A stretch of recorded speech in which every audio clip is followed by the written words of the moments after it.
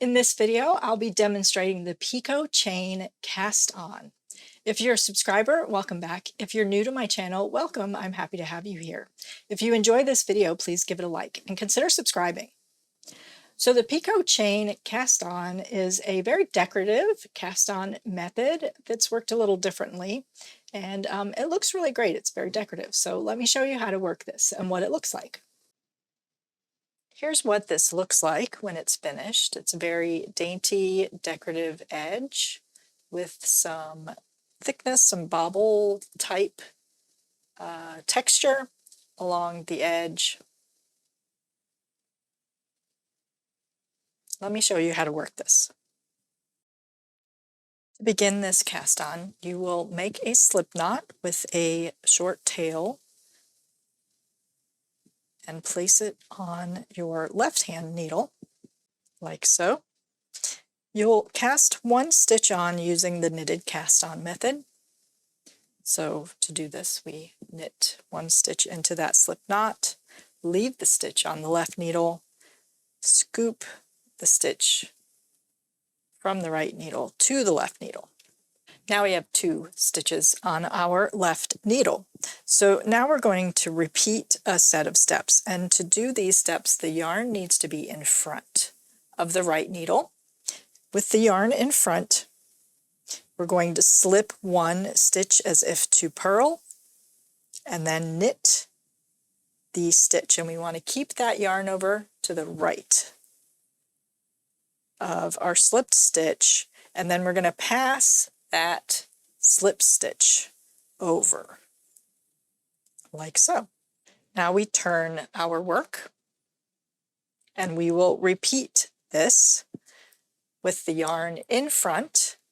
We will slip one stitch as if to purl and knit the next stitch, keeping the yarn over formed by having the yarn in front to the right of that slip stitch. So we can then grab that slipped stitch and pass it over. Now we turn the work with the yarn in front, slip one purlwise, knit one, pass that middle slipped stitch over. We're going to repeat this until we have the number of loops along the edge equal to the number of stitches we want to have along our cast on edge.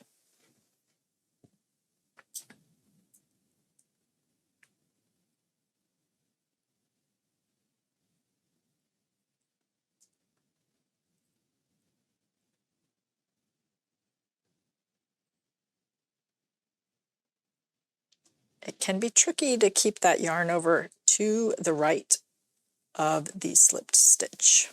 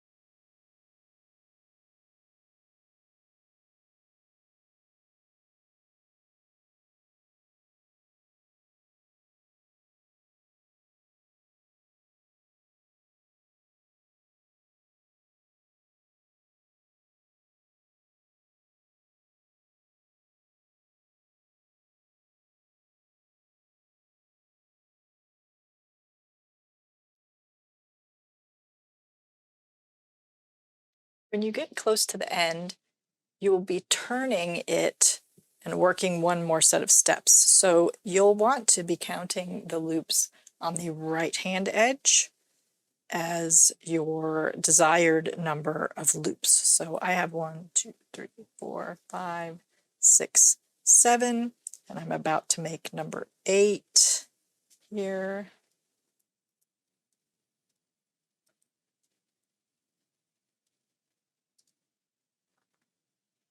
Now turn it, and now this is my right hand side. 1, 2, 3, 4, 5, 6, 7, 8. So I'll say I want 8 loops.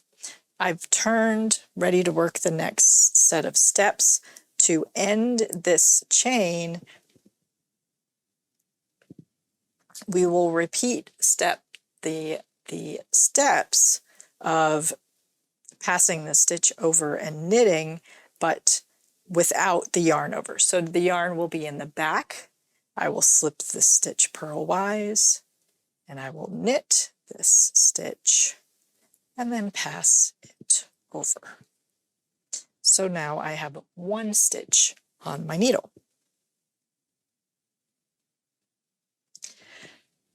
Now I will simply pivot the work. So this is a horizontal edge, and I will now pick up a stitch into each of these loops. So I will insert my needle, yarn over the needle, and pull a loop up. Insert my needle, yarn over the needle, pull a loop up.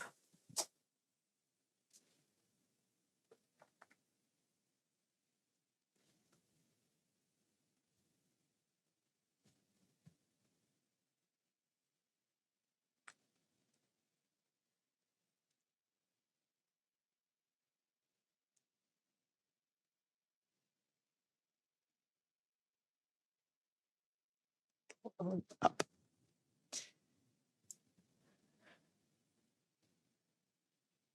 Now that last stitch becomes a stitch. So really I have 9 stitches here on my needle. And then to keep a nice neat corner, I will pick up a stitch in the very bottom edge to keep a nice square. I'll pick it up in that slip knot somehow, like that, to keep a nice squared off edge. So when you make your loops, make the number of loops equal to the number of stitches you want to have along this edge minus 2, because 1 will be that last stitch, and you can then have room to pick up another stitch at the very beginning of your chain to keep a nice square edge. So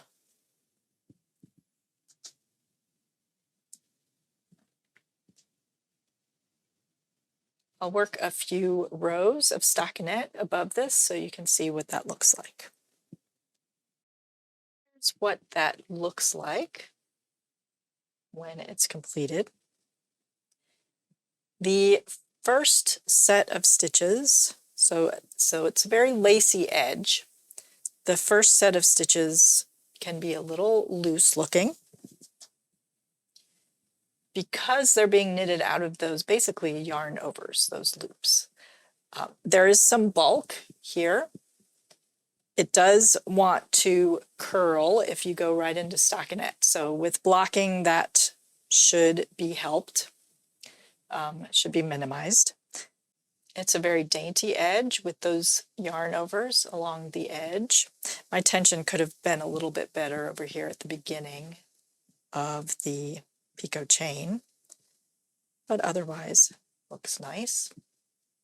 So I wouldn't use this on any edge that needs to be sturdy, because these loops could catch on things and they are, it's not a sturdy edge. It's a very decorative edge.